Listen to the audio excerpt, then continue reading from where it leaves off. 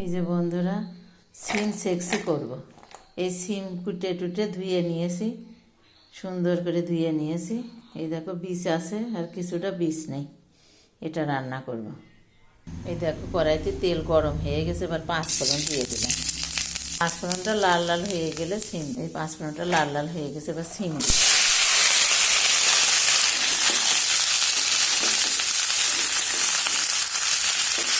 এই সিমটা কিন্তু আমি ভাজবো না, এভাবে কিন্তু জল দিয়ে দেবো।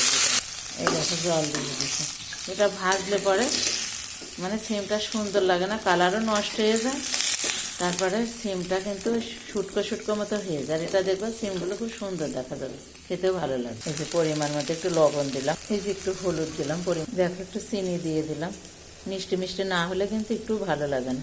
আর ঝালটা আমি সিমের ভিতরে কেটে রেখেছিলাম কাঁচা ঝাল, সেটাই দিয়ে দিয়েছি। মিডিয়াম জাল দিতে হবে। আমি একা একাই ভিডিও করি বন্ধুরা, আমাকে কেউ করে দেয় না, তো এই জন্য এক হাত দিয়ে করি আর এক হাতে এই যে ফোন দিয়ে ভিডিও করি। এবার যে ঢেকে দিলাম, মাঝে মাঝে একটু নেড়ে দিতে হবে, না হলে পরে নিচেরগুলো হবে উপরেরগুলো হবে না। নিচে নেড়ে দিয়ে আবার এই যে ঢেকে দিতে হবে। যখন অনেকটাই কিন্তু জল কমে আসছে, ঢাকনা তুলে রাখছি, এই জলটা শুকাই হয়ে যাবে। সিম বিচি সম্পূর্ণ গলে গিয়েছে, এবার হাই হিট দিতে হবে।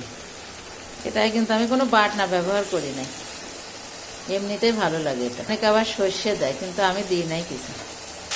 দেখো বন্ধুরা, জল একদম শুকায় গেছে, এবার রান্না হয়ে গেছে, এবারই নামাবো। এই সিমগুলো খুব সুন্দর গলেছে, দেখো বন্ধুরা কত সুন্দর গলে গিয়েছে। এই দেখো এবার সিমগুলো দেখো কি সুন্দর গলে গিয়েছে। এটা দিয়ে ভাত মাখায় মাখায় খেতে হয়, খুব দারুণ লাগে। তোমরা বাড়িতে রান্না করে খেয়ে দেবো, অনেকটা সুন্দর লাগে বন্ধুরা। তাহলে রাখি, ভিডিওটি ভালো লাগলে পাশে থেকো বন্ধুরা।